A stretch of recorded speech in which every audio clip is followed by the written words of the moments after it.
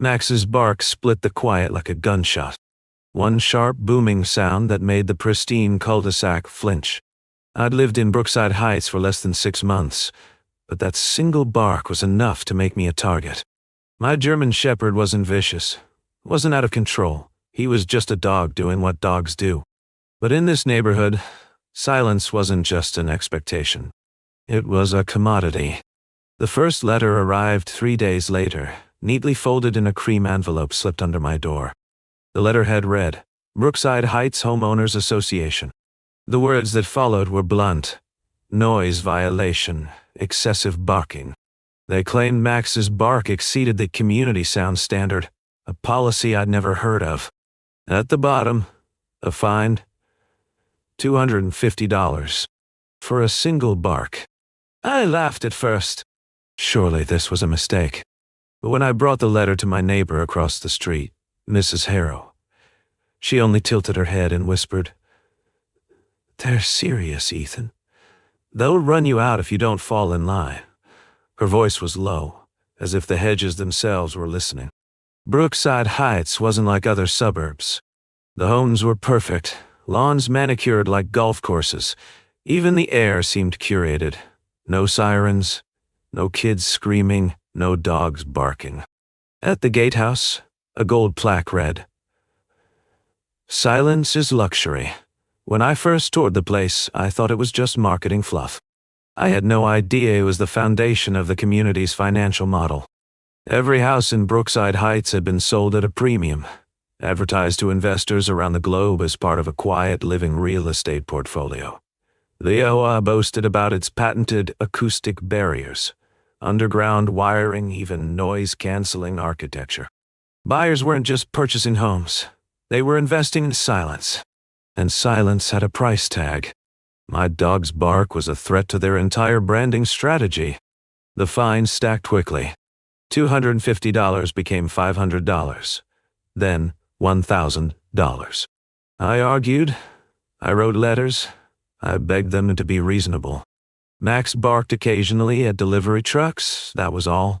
But each time I appealed, the HOA sent another violation, each more clinical than the last, like they were building a legal case brick by brick. My mortgage broker called one afternoon, concerned. Ethan, your HOA has filed noise complaints with your lender. They've flagged your property as a liability risk. If they classify it as a breach of covenant, you could face foreclosure. My stomach dropped. They weren't just fining me. They were trying to erase me financially. I started digging. Through late nights with black coffee and a laptop glowing on my kitchen table, I uncovered marketing brochures not meant for residents, but for investors. Brookside Heights was listed in glossy hedge fund reports under a new asset class, silent living communities. Each home was securitized, bundled and sold as part of a noise-free residential bond. It was absurd, but terrifyingly real. Max barked again one night, just once, at a shadow crossing near the hedges. A few seconds later, my phone buzzed with an email. Noise violation. Incident recorded at 11:47 p.m. Someone, somewhere, was monitoring my yard with audio sensors. I looked out the window and saw a faint green light blinking near the corner of my fence. That's when I realized the HOA wasn't just listening. They were surveilling. Brookside Heights had been wired like a laboratory. Sound meters tucked into lampposts, cameras hidden in mailboxes. Even the OA patrol car had what looked like a satellite dish mounted on its roof. My dog had become data, and my home had become a test case. The neighbors were polite on the surface, but there was something brittle in their smiles. At the community pool, conversation stopped when I arrived. Parents pulled their children closer when Max walked by on his leash. I overheard whispers. He's the one. The noise violator. In a place where silence was profit, I had become toxic equity. By month 2, the HOA hit me with a formal eviction notice. Not foreclosure. Eviction. According to a clause buried in the covenants, the HOA could vote to remove any resident who materially disrupted community branding. They treated me not as an owner but as a defective tenant threatening their asset pool. The vote passed unanimously. 50-0 Dawani. Nobody voted for me. I should have left quietly. packed Max's food, grabbed my boxes, and gone. But something about the precision of it all, the sensors, the speed of the fines, the investor brochures, felt too calculated. This wasn't just about a barking dog. It was about money. A machine designed to grind people down until their homes could be flipped, resold, or securitized again. That night, Max barked louder than ever. Not once, but a long, growling burst that rattled the windows. I ran outside, ready to scold him, but froze. Across the street, under the glow of a street lamp, a black SUV idled. The window rolled down, and a camera lens pointed directly at my house. I shouted, waving my arms, but the SUV didn't move. Max barked again, louder this time, until the vehicle pulled away slowly, tires crunching over asphalt. My heart pounded. This wasn't an HOA enforcement patrol. This was something else, something corporate, something watching me not as a resident but as a variable in a financial experiment. When I came back inside, there was a new envelope on my doorstep. I tore it open with shaking hands. Inside was no violation notice, no fine. Just one crisp sheet of paper with 5 words typed in the center: remove the dog, or else. The paper slipped from my hands, drifting to the floor. Max leaned against my leg, ears perked, eyes alert. For the first time since moving here, I felt like I wasn't fighting just an HOA. I was fighting something far bigger, something that saw silence not as peace but as profit. And my dog had just exposed their game. The letter with those 5 words, remove the dog, or else, stayed burned in my mind. I couldn't sleep. Every creak in the house felt amplified. Every shadow stretched too long. Max wouldn't leave my side, as if he sensed something wrong. When the morning came, I went straight to the HOA office. Their building wasn't a cozy clubhouse like other communities had. It looked like a corporate bank. Tinted glass, steel beams, a polished brass sign that read simply, Brookside Heights Management. The receptionist didn't look up when I walked in. She tapped at her keyboard, her nails clicking like metronomes. "Name?" she asked flatly. I gave it. She scanned something on her screen, frowned, and said, "You're flagged. You'll need to speak with compliance." She gestured down a hall where frosted glass doors gleamed under fluorescent lights. In the compliance office, I met a man who could have been mistaken for a loan officer. Crisp gray suit, thin glasses, a smile too rehearsed. He introduced himself as Mr. Dwyer, head of community standards. "Mr. Hale," he said, folding his hands on the desk, "your dog is problematic." His tone wasn't angry. It was clinical, like a doctor delivering a terminal diagnosis. I placed the letter on the desk. "What is this supposed to mean?" He barely glanced at it. "Consider it a courtesy. Investors are sensitive. A single non-conforming element, like recurring noise pollution, can destabilize valuations. We can afford disruptions. Silence is our brand promise, and brand integrity is paramount." He leaned forward. "Sell now or comply. Otherwise," he let the word hang in the air like a noose. My chest tightened. "You're threatening me over a dog bark?" Dwyer's smile didn't falter. "Not threatening. Informing. You're sitting on an appreciating asset that our partners intend to maximize. Either you align with community covenants, or we reallocate." That last word chilled me. Reallocate. They weren't talking about discipline. They were talking about removing me entirely. When I left the office, the cul-de-sac felt different. I noticed how quiet it really was, unnaturally so. No lawnmowers, no radios, no children laughing. Just the faint hum of distant air conditioners. Even the birds seemed muted, as though they avoided this place.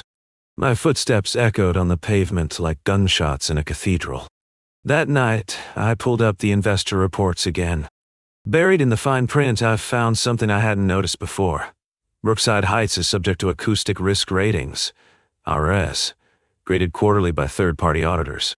My property had been flagged as a Category 3 acoustic breach. Investors were warned of liquidity risks if breaches weren't resolved. My dog wasn't just a nuisance. He was a liability on a bond ledger.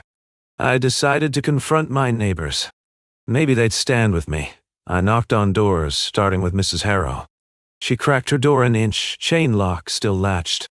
"You shouldn't have come," she whispered. "They'll see you. They see everything." Her eyes darted toward the streetlight. Then she shut the door before I could say another word. At the next house, a younger man in a polo shirt listened politely as I explained. He shook his head.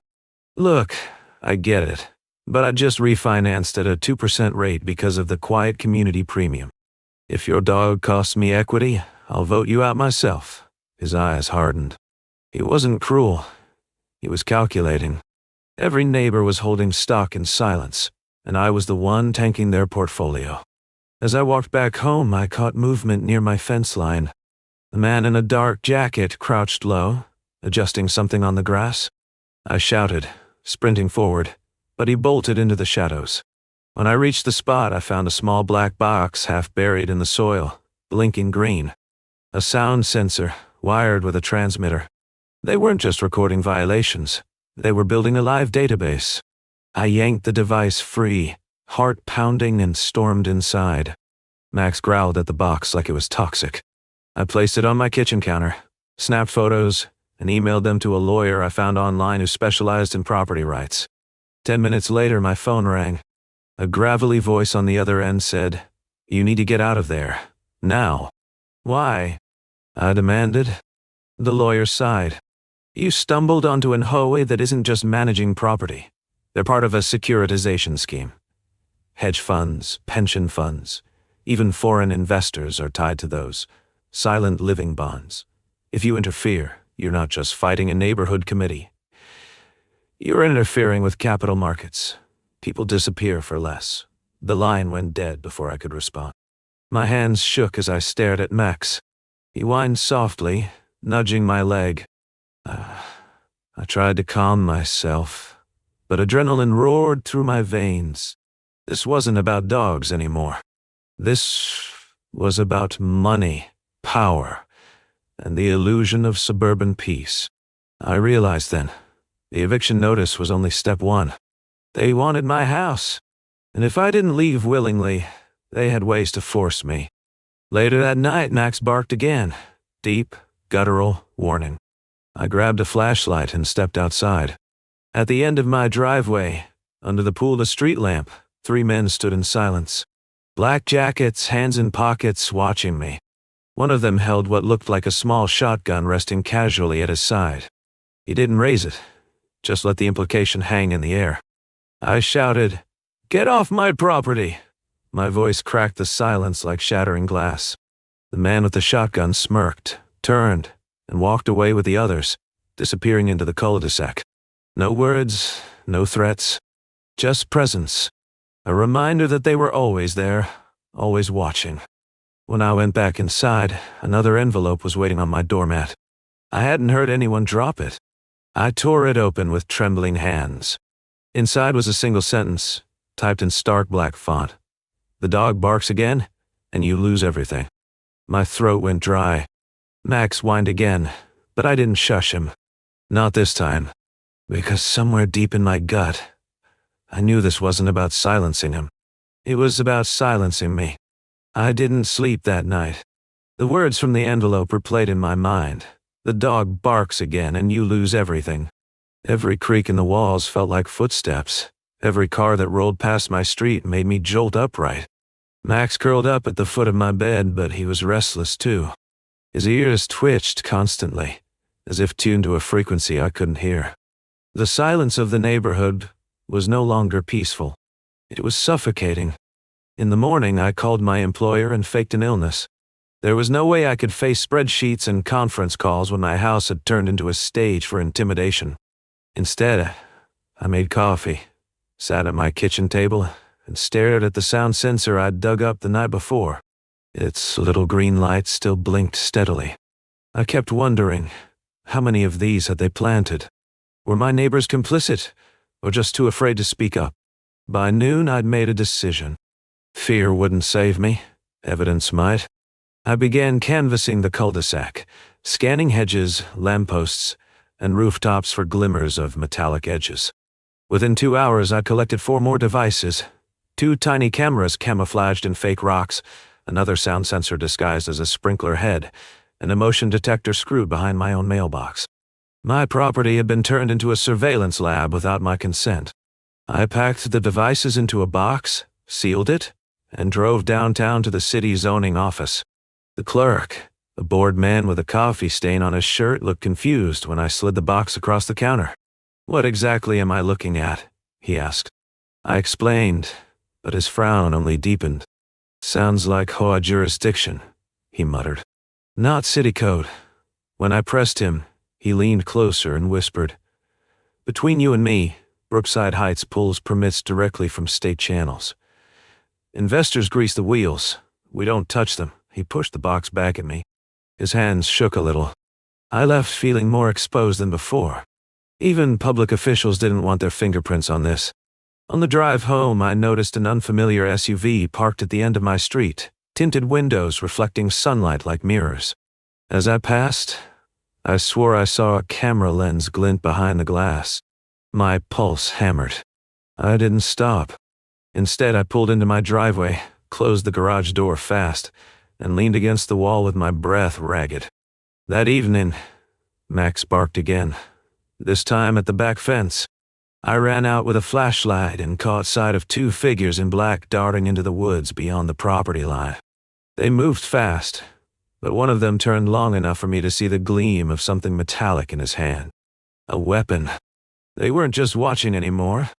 They were testing boundaries, pushing me toward the edge. I called the police. 2 officers arrived 20 minutes later, their demeanor casual, almost annoyed.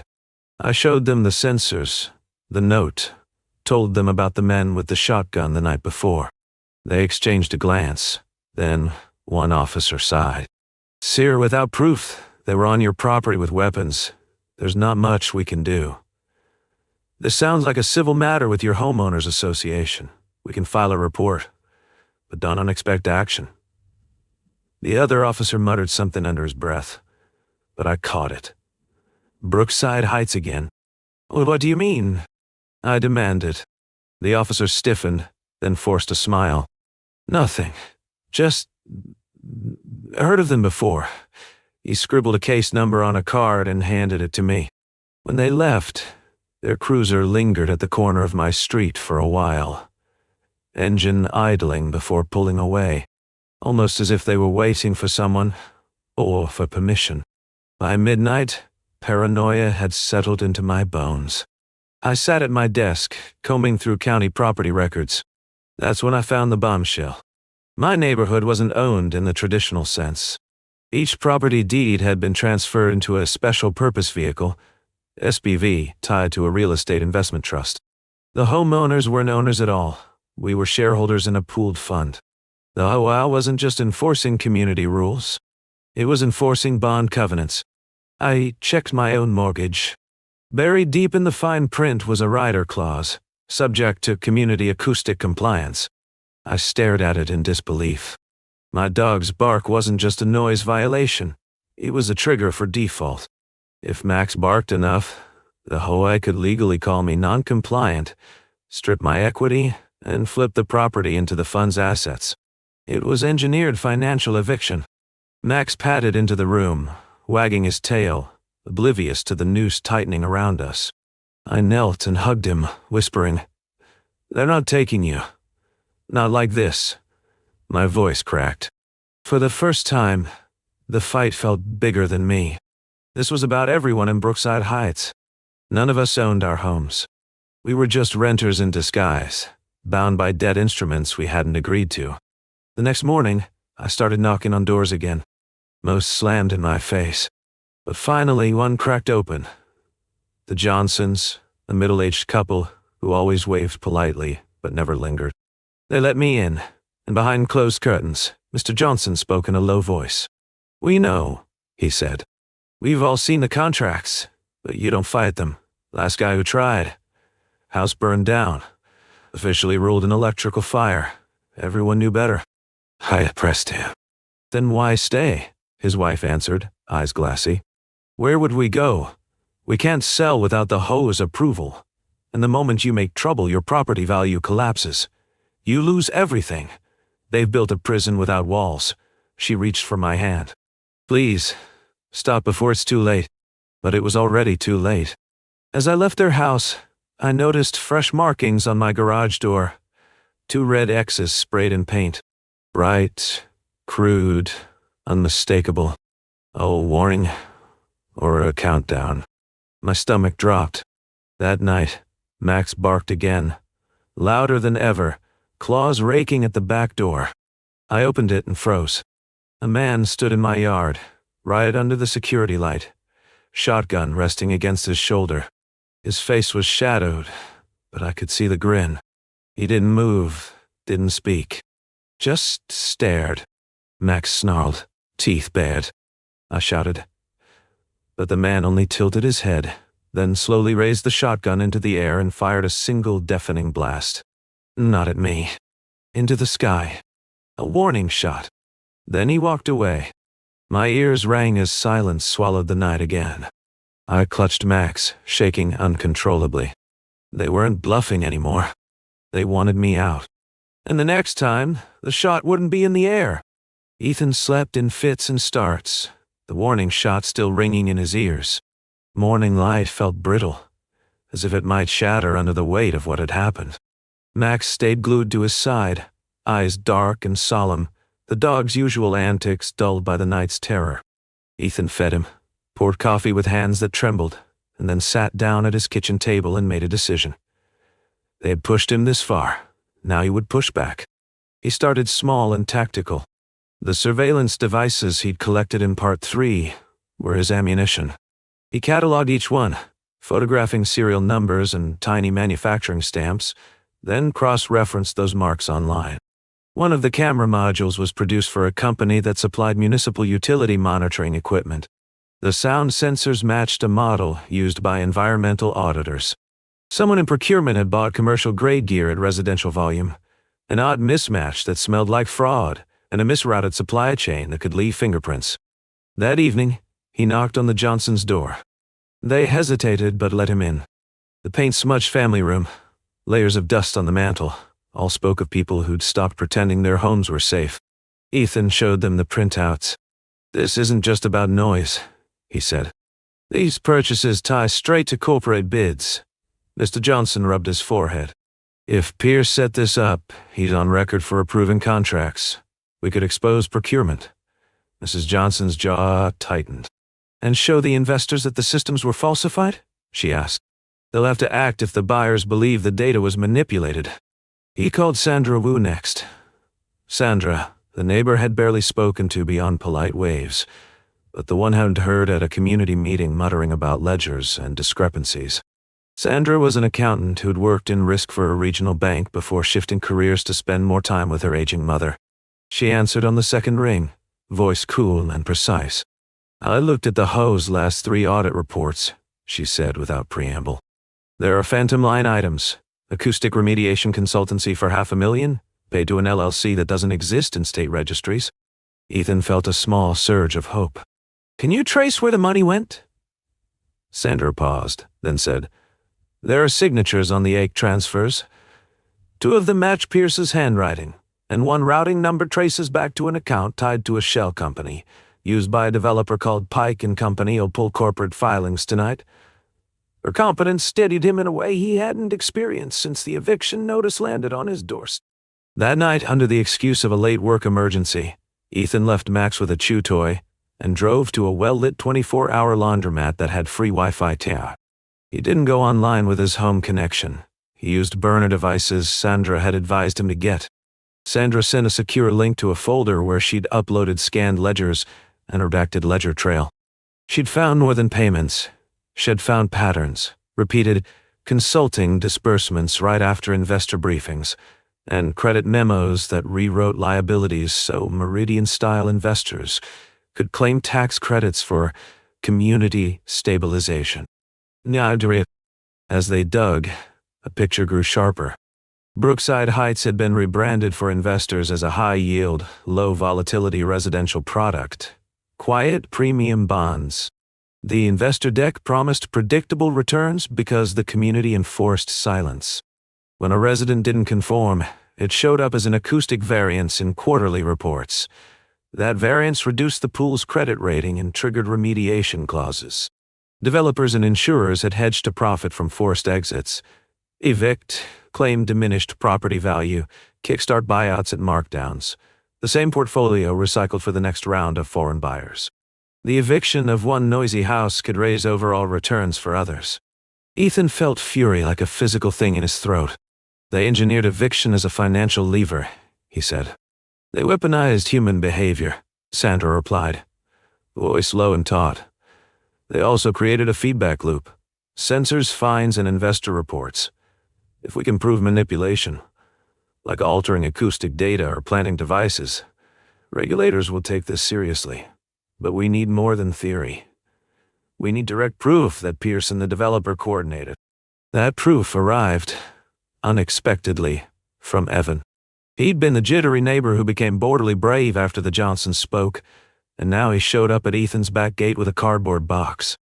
Inside were two things, a battered hard drive and a thumb drive with a hastily taped label, Pierce Contracts. Found it in the trash behind the clubhouse, Evan whispered, eyes wide. Boardroom night. I fished it out before it went into the shredder bin. Ethan's hands shook as he plugged the drive into the laundromat laptop. Files unfurled. PDFs, scans, patched invoices, and an email thread that made his blood run cold. The thread showed Alden Pierce discussing match payments and naming Pike & Company as a preferred contractor for acoustic remediation, noting that the firm will handle removal of non-compliant units quietly and efficiently. Attached was a scanned purchase order for 50 surveillance sensors, billed to Brookside Heights management and shipped to the clubhouse. The timestamps lined up with the first devices Ethan had unearthed from his yard. They had the smoking gun, but they also had to prove that the devices had been used to fabricate violations. Sandra suggested a sting. They would trigger the system, create records of non-existent noise, and show that the HOA's system flagged it as a breach despite no acoustic source. If they could demonstrate false positives on the HOA's own network, that could imply tampering or deliberate data manipulation. But the plan was risky. Tampering with evidence could be spun back against them as obstruction. Sandra's voice hardened. We do it clean. We document everything. We timestamp again, and send copies to a trusted third party. Federal investigators, a reputable journalist, and a law firm willing to take whistleblower cases. Diety. Evan agreed to help. He was small, quick, and had worked at a telecom shop for years. He knew a thing or two about network packets and router logs. Together, they set up an experiment across 2 nights. First, they would produce a loud sound, recorded and verified by an independent device in the Johnsons' living room, and see if the HOA sensors registered the incident. Second, they would walk around the cul-de-sac with the same sound recording played through a speaker but shielded from the HOA sensors by signal jammers Evan had brought. If the HOA logs registered both as equal breaches, it would mean the data was being manufactured rather than recorded accurately. The first night, they recorded the test. The Johnsons held a dishwasher calm dinner while Evan fired a calibrated horn outside at precisely 9:12 p.m. The independent logger picked it up cleanly. The HOA portal logged a Category 2 breach at 9:12:07 p.m. The timestamps matched. But then they covered the cluster of sensors with Faraday cloth and walked toward a different street corner where no sensors were installed, played the exact same recording, and watched as the HOA portal still logged a Category 2 breach, this time tied to Evan's test house 2 blocks away. The evidence was damning. Data was being overridden or spoofed onto the network.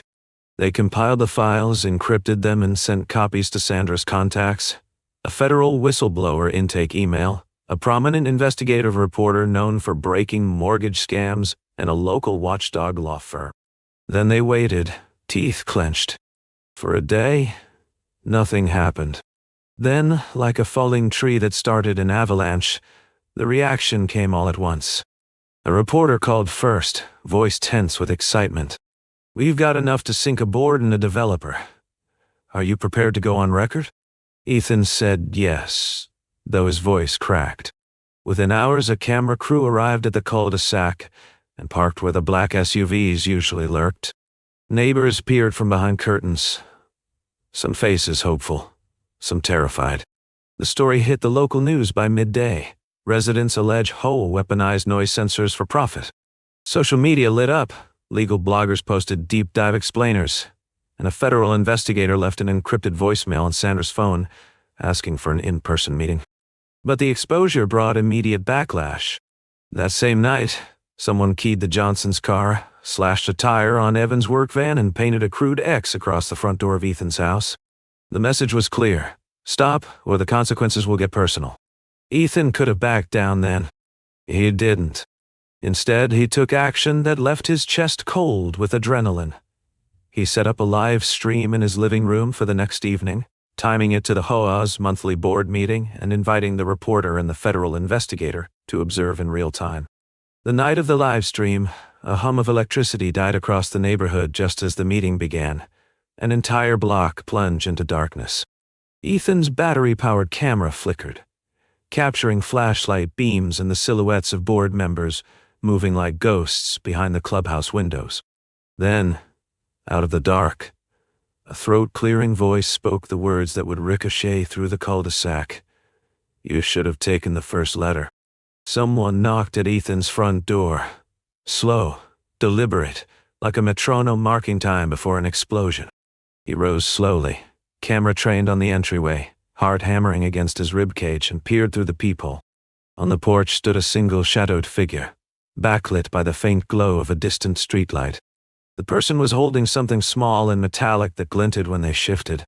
A missile of cold went through Ethan's body. Max growled low in his throat, hackles raised. The figure cleared their throat as if to speak. Then, just as Ethan reached for the doorknob, a second knock sounded. This one at the neighbor's door, then another, an orchestrated chorus. Behind the camera lens, Ethan watched the chat explode with messages. "Don't open it. Call the police. Go live now." He took a breath, steadied his fingers, and hit the record button one more time. The camera's red light blinked like a heartbeat in the dark. He leaned toward the door, palms steady despite everything, and opened it. The door swung open to reveal a man in a charcoal jacket, face obscured by the brim of a cap. Dottie. He didn't step forward, didn't speak. Instead, he held up a thick envelope, edges crinkled from his grip, and let it drop to the porch. It landed with a soft thud, heavier than paper should be. The man gave a curt nod, then turned and melted into the shadows where the other knocks echoed down the block. Ethan's pulse hammered in his ears as Max growled beside him. He bent down, snatched the envelope, and retreated inside, bolting the lock behind him. He tore the envelope open on the kitchen counter. Inside was a stack of documents, legal filings, notices of foreclosure, and, most chillingly, an order of eviction stamped with tomorrow's date. His house was to be seized on grounds of persistent acoustic noncompliance. At the bottom, signed in digital ink, was Alden Pierce's name.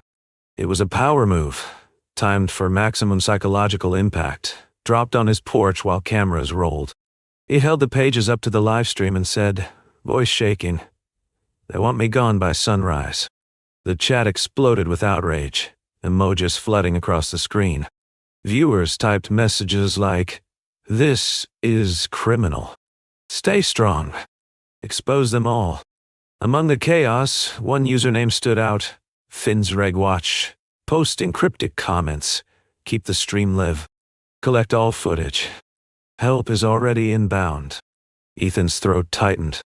Was it real? A prank? He couldn't know. But the words lit a spark of resolve inside him. Minutes later, headlights flared through his front window. A caravan of SUVs rolled into the cul-de-sac, engines humming low. Men in dark jackets fanned out, clipboards in hand, as if staging an official seizure. One carried a short-barreled shotgun slung at his side, casual and menacing.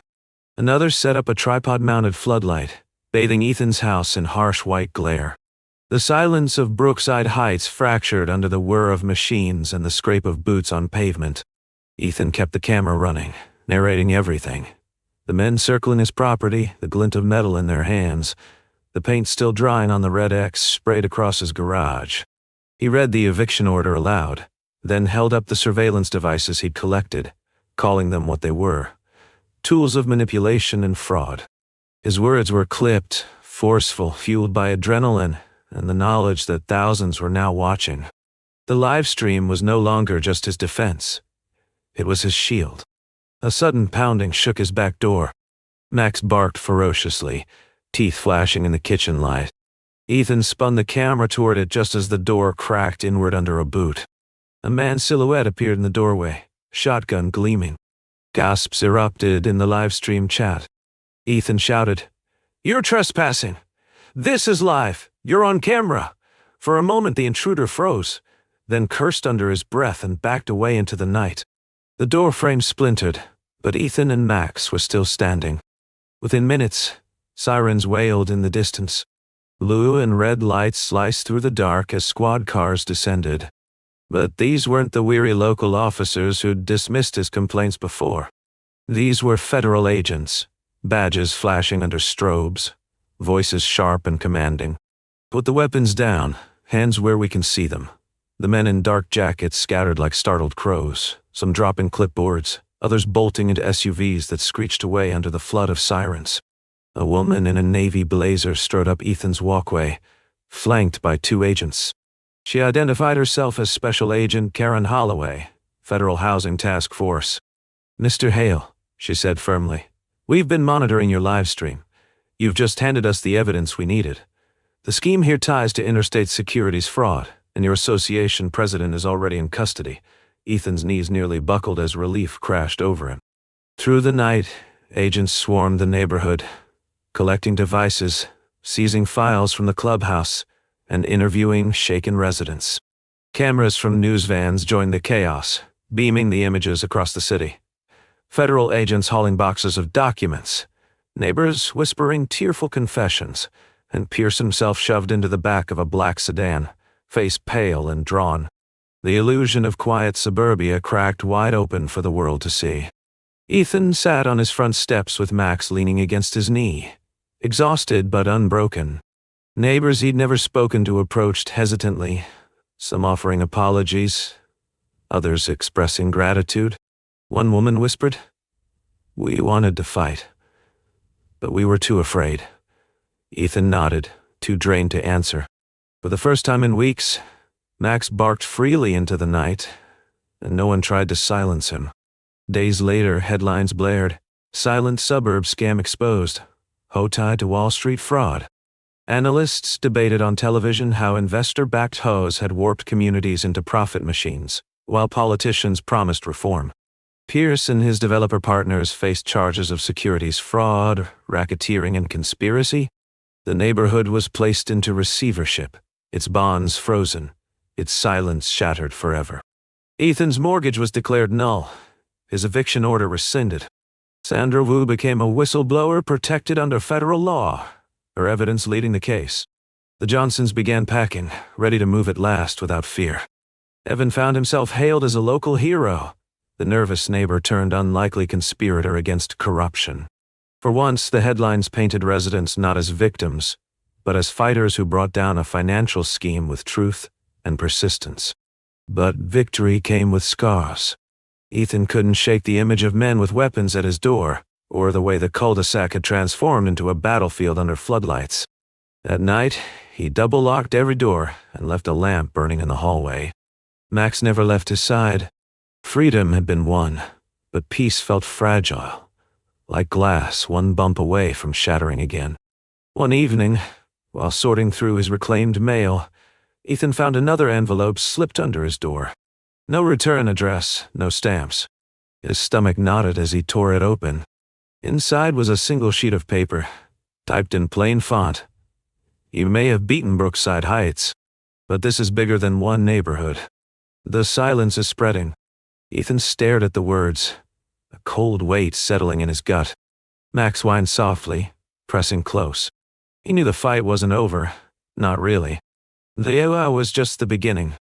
Somewhere out there, Other communities were being weaponized the same way. He folded the letter, slipped it into a drawer, and whispered to himself, "Then we fight again."